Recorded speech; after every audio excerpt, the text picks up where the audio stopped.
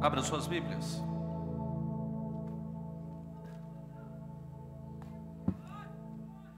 Tiago, capítulo de número 1 e versículo de número 27.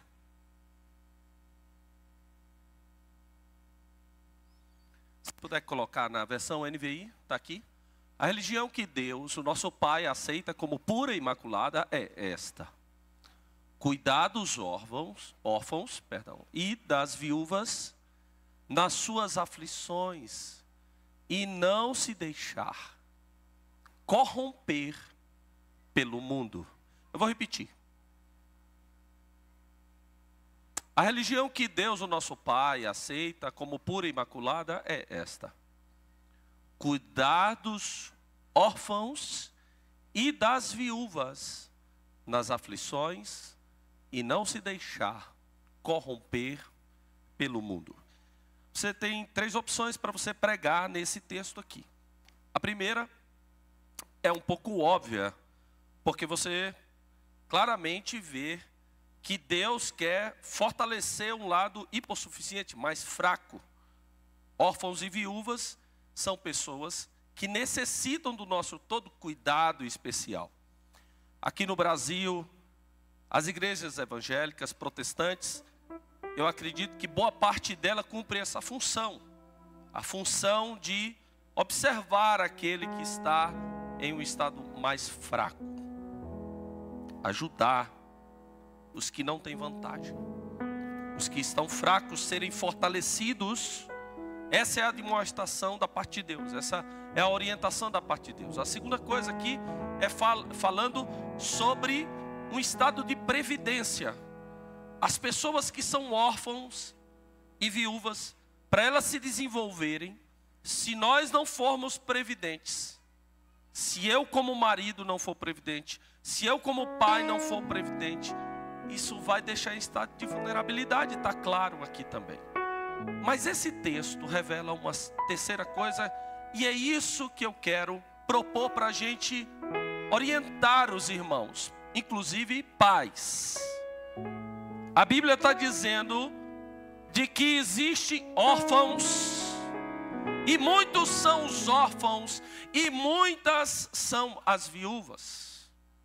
Filhos que não têm pais, e esposas que não têm maridos. E aqui não está dizendo simplesmente aquele que morreu. Porque aqui no Brasil, inclusive, 30% dos brasileiros não tem o nome do pai no registro civil. Está lá o nome da mãe, mas não tem o nome do pai. Hoje, rolando o dedo nas redes sociais, a gente vê fotografia do filho com o pai. A homenagem da esposa elogiando o pai, elogiando o marido.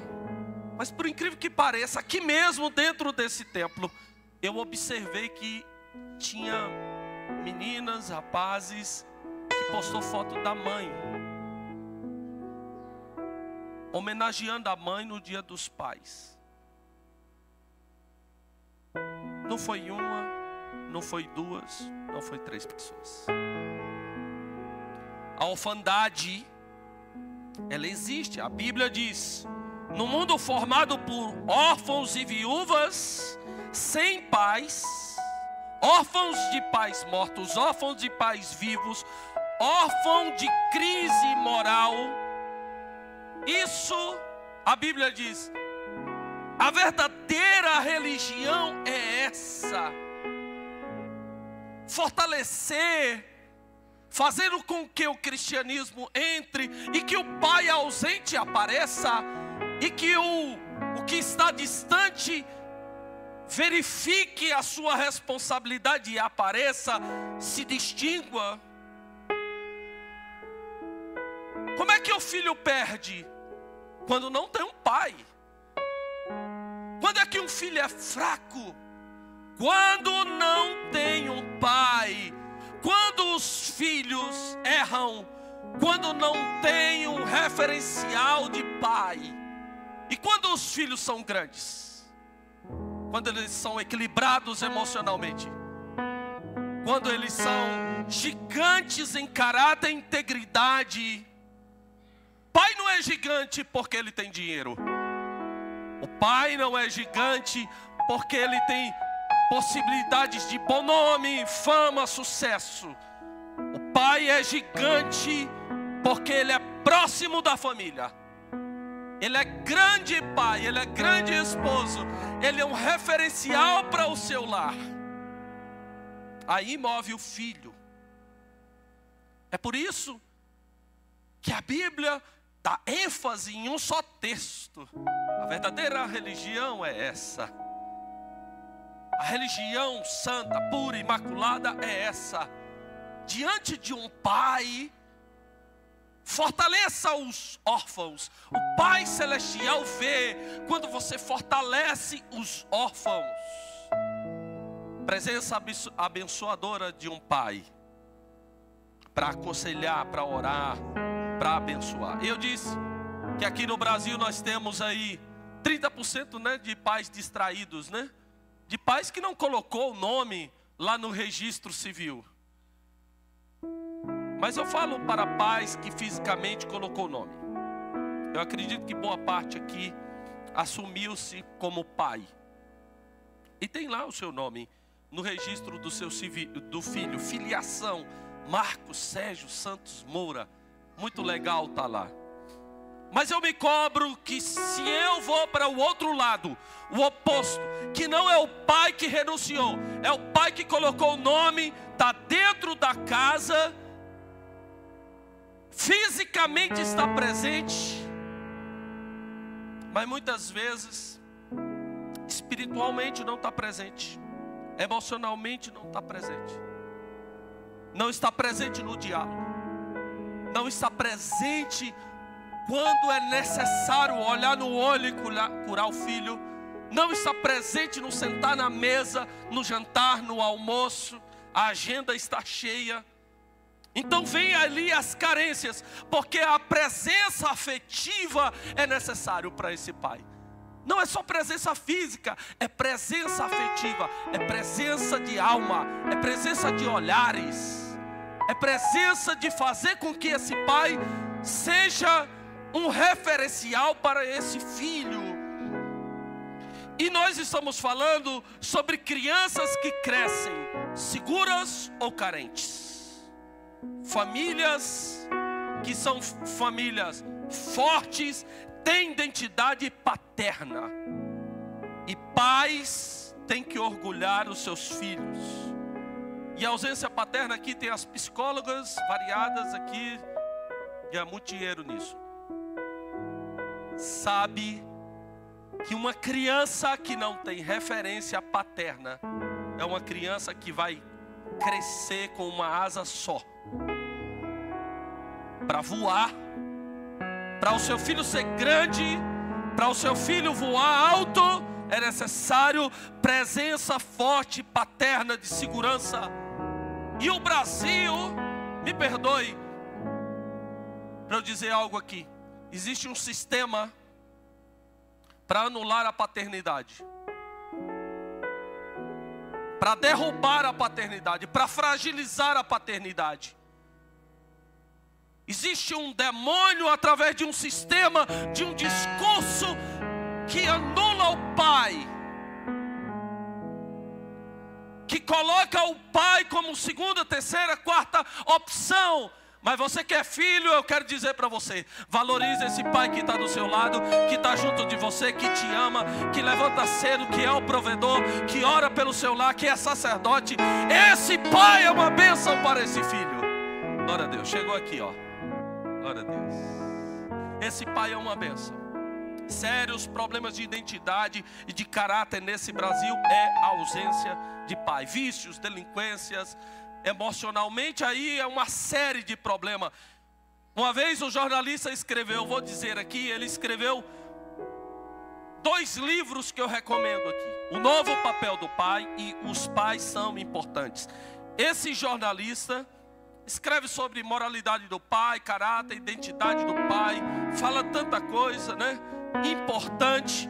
Ele tem 3 filhos e foi perguntado para os filhos dele, olha só, 3 filhos.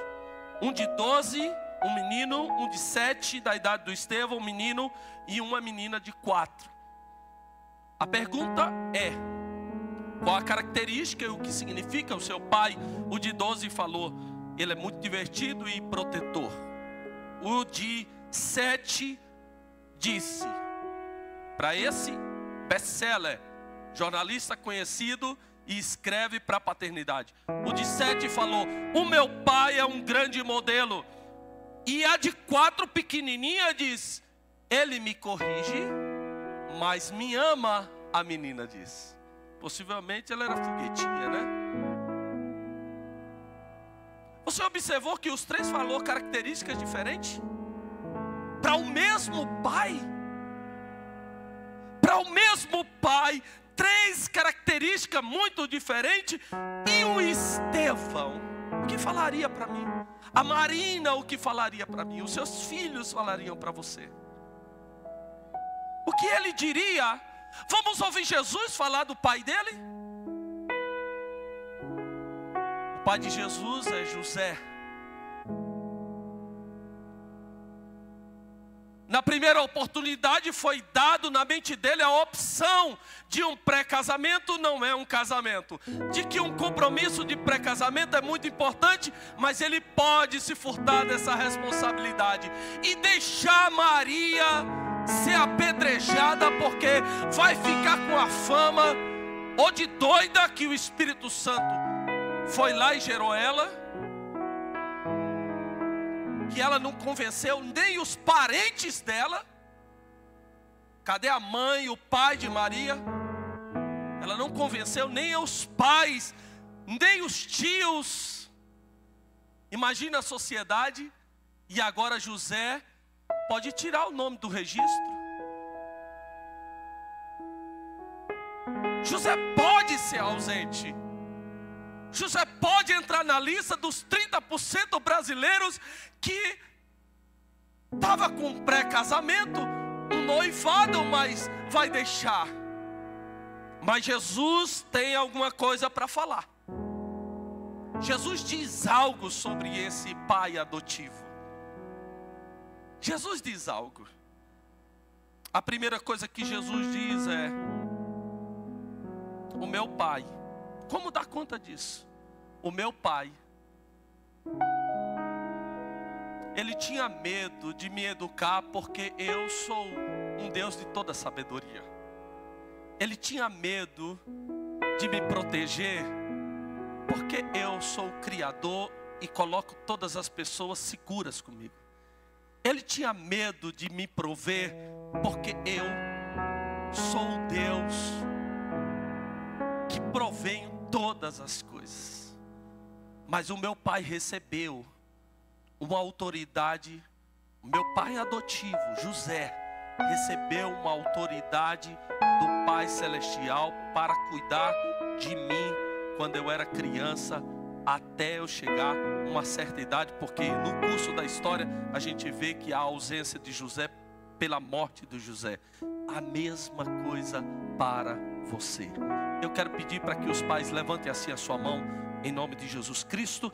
E eu quero dizer para você que é pai, que está aqui: Deus capacitou você, te deu autoridade. Algo invisível está dentro de você para que visivelmente você faça obras grandes, para abençoar a sua filha, o seu filho, e tornar. Isso não é gratuitamente, isso demanda responsabilidade de José e de você, mas Deus deu autoridade, Deus concedeu poder, Deus liberou a autoridade para que você seja bênção para modelar seu filho, a sua filha e acompanhar. Não tenha medo disso. Não tenha medo de paternidade. Agora você pode baixar sua mão em nome de Jesus. Agora, quem é casado que não tem filho, levanta assim a sua mão. Aqui, ó. Quem mais? Deixa eu ver aqui. Não tem filhos. Você não tem filhos. Levanta assim a sua mão. Muitas vezes você fica com medo. Eu já vi amigos meus dizendo: pastor, eu tenho medo de ser pai. Eu tenho medo de prover. Eu tenho medo disso aqui acontecer. Eu tenho medo. Tem muita gente que não encara essa realidade. Eu quero dizer para você que isso aqui é uma grande bênção. É uma grande bênção. Teteu não dá trabalho, né, papai? Aleluia. Louvado seja Deus. É um anjo, irmão. É um anjo. É um anjo. Esse menino aqui tem 2 asas, né, papai?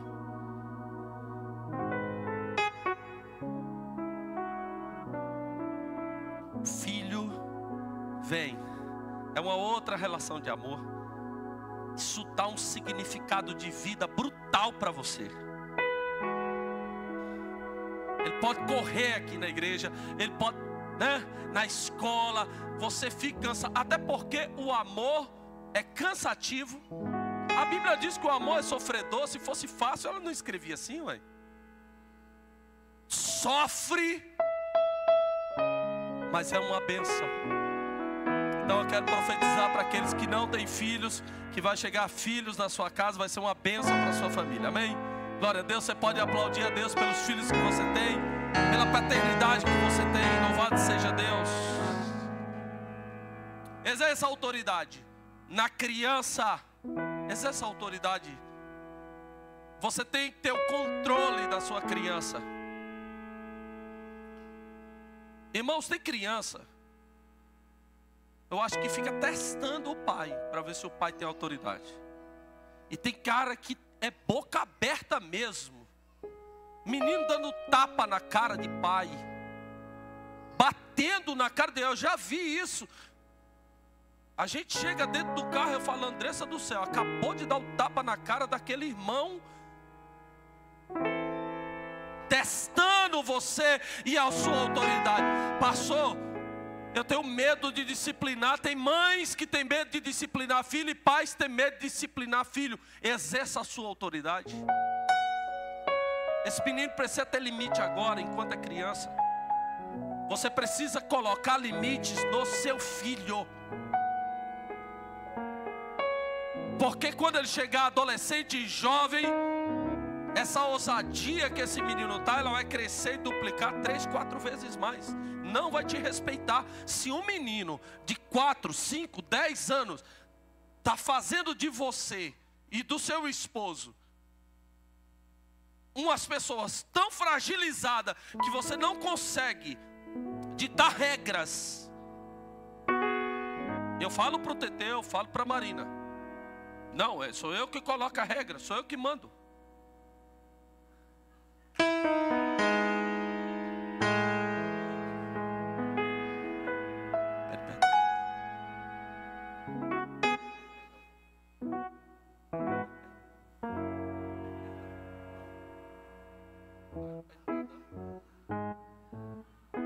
Perdão, papaizinho. Pede perdão. Perdão. A autoridade no seu filho, de exercer. Eu não digo de violência, agressividade, mas para ele entender de que dentro da casa precisa ser respeitado. Você, o seu esposo, a sua família. Quando chega adolescente, é uma idade muito delicada, porque a identidade vai pegando tanta informação, fica um pouco distante. Você não tem como, vamos dizer, controlar igual você controlava uma criança. Você não tem como controlar um jovem igual você controlava uma criança. Mas Deus vai te dar a autoridade de controlar o coração, na essência.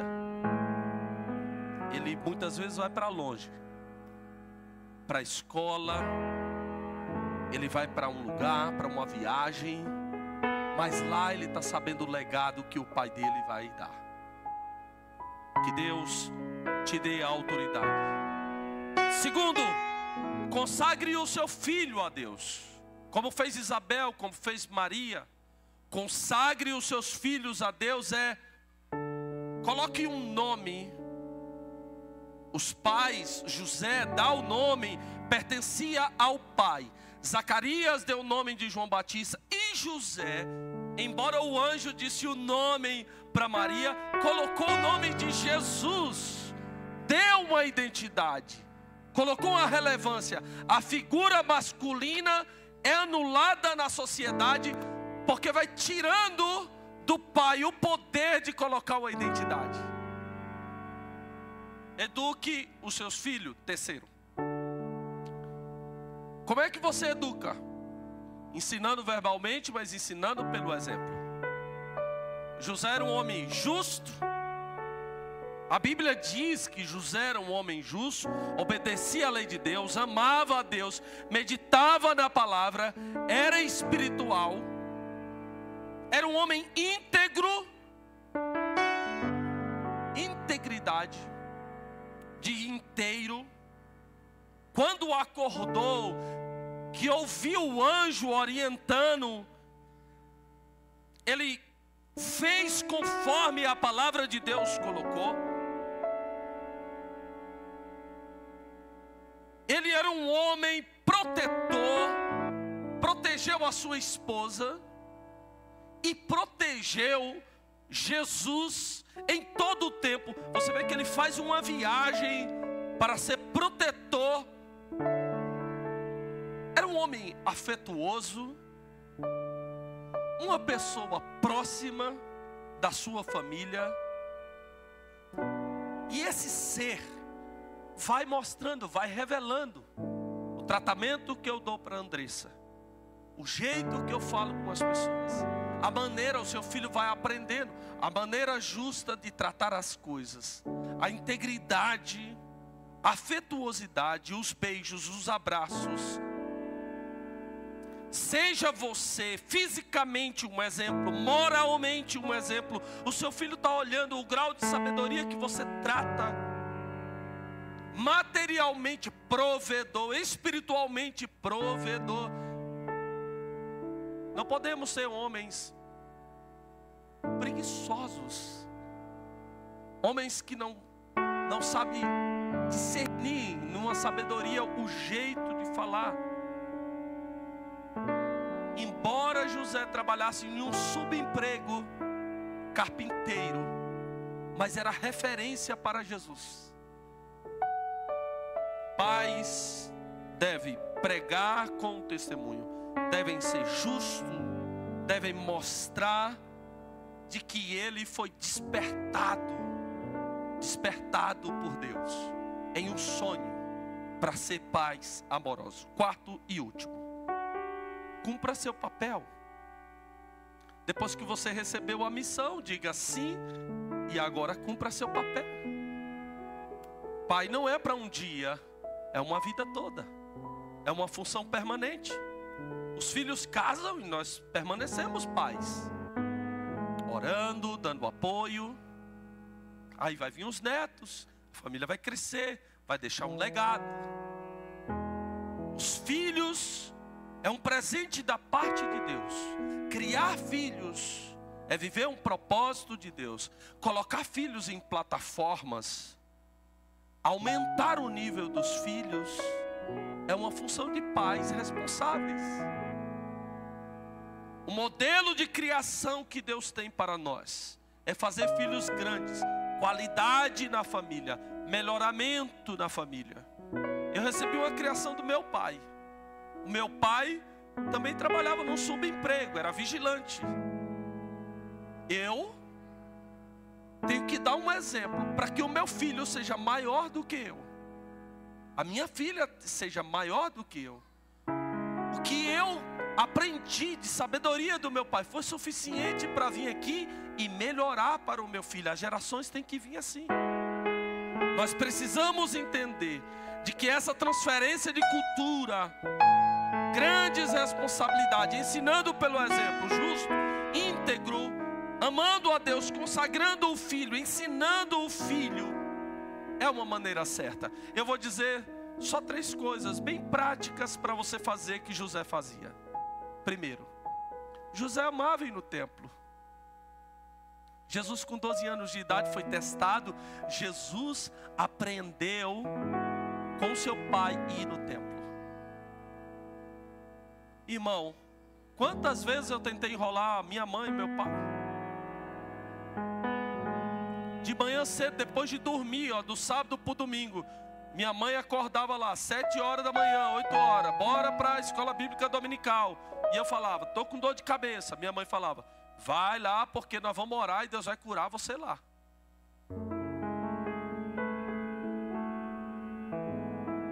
O filho fala, estou cansado, pronto, dominou o pai. Não vai. O pai não leva as crianças. Irmãos, 4 domingos no mês. Você acha que é suficiente? De verdade. Você acha que é suficiente? O professor de geografia ensina geografia e ideologia. Quantas horas ele tem por dia? O seu filho vai ficar aqui 1h30 num domingo, você acha que é suficiente? O pai não faz culto doméstico, não faz devocional.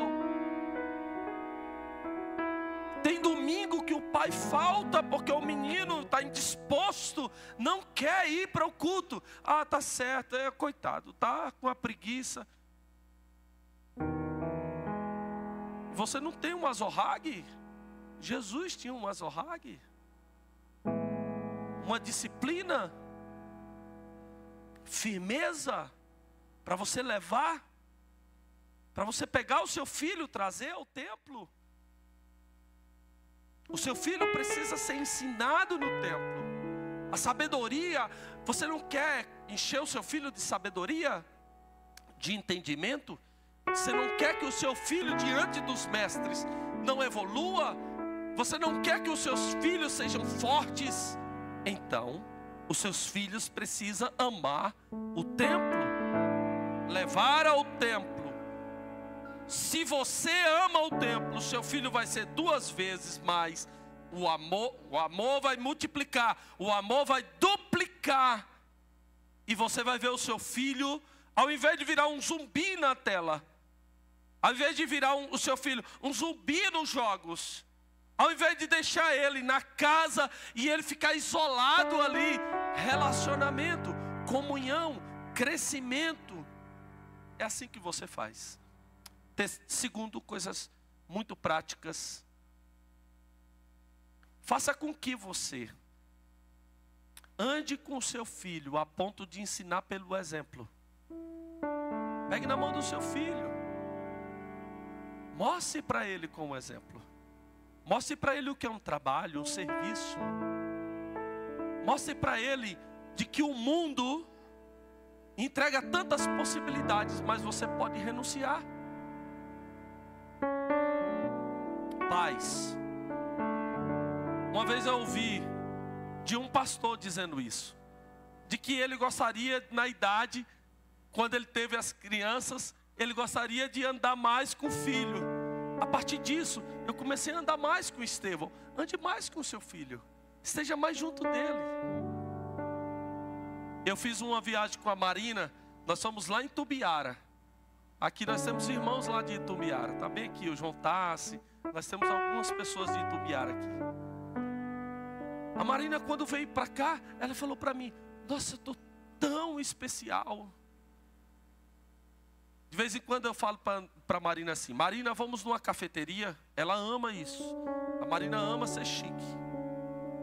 Ela parou na cafeteria, dobrou as pernas, chamou o rapaz com o dedinho. O que você tem aí? Ah, tá aqui, ó. Papai, eu sinto tão bem quando eu venho aqui.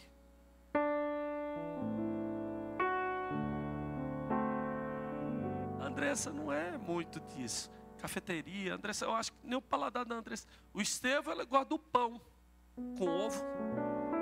Mas a Marina, acho tão bom. Queria um cappuccino. Valoriza o jeito. Ela estava com 2 anéisinhos, simplesinhos. Ela anda, a Marina, de vez em quando ela põe 2 anéisinhos. Eu falei para ela assim, Marina, eu vou te dar um anel, tá ali, ó. Vem cá, Marina. Você não vai falar o que o Estevão falou não, né? Mostra o anel aqui, papai. Aqui. Eu falei para ela assim, não conta para ninguém, mas o papai vai te levar no lugar E você vai escolher um anel que você vai lembrar do papai. Que esse anel eu dei para você usar. Papai, que dia que nós vamos? É lá no Flamboyant? Ela perguntou para mim. Os filhos se sentem valorizados. O tempo, a presença de estar ali, que lembrou deles, de que é importante para eles. Terceiro, seja pai espiritual. Ore pelos seus filhos. O Mateus está aqui, casa do pai, Paulinho, tem uma turma aqui. Louvado seja Deus pela vida de vocês. Uma das experiências mais bonitas que eu vi, Mateus, na vida do Estevão, foi lá na casa do pai. No meio do culto, que era o culto de Santa Ceia, lá na casa do pai. Eu fui ministrar a Santa Ceia, o Teteu começou a chorar. Orando, chorando, aqueles irmãos chorando. E ele ali naquele momento, do nada, quando parou, eu falei, papai, você estava chorando? Ele falou assim, papai, eu estava chorando, mas eu estava chorando de alegria. Não era de tristeza. Eu falei, era o Espírito Santo na sua vida. Sejam pais espirituais. Orem pelos seus filhos. Leiam a Bíblia. Faça devocional. Valorize isso. Você vai formar o seu filho no Evangelho. É claro que você vai formar bons psicólogos, doutores, médicos, advogados, engenheiros, todas as outras profissões. Mas você tem que formar o seu filho no Evangelho. Eu quero que você curve a sua cabeça. Senhor Deus, obrigado pela vida dos meus filhos. Abençoe, Senhor Jesus Cristo, o Estevão e a Marina. Que o Senhor abençoe. Dê guarda para eles. Protege a direita, a esquerda, por cima, por baixo. Que eles cresçam no Evangelho, cresçam no Senhor. Que eles cresçam no Senhor Jesus Cristo, conhecendo a Tua palavra, amando o Senhor, amando a Ti. Em nome de Jesus, amém.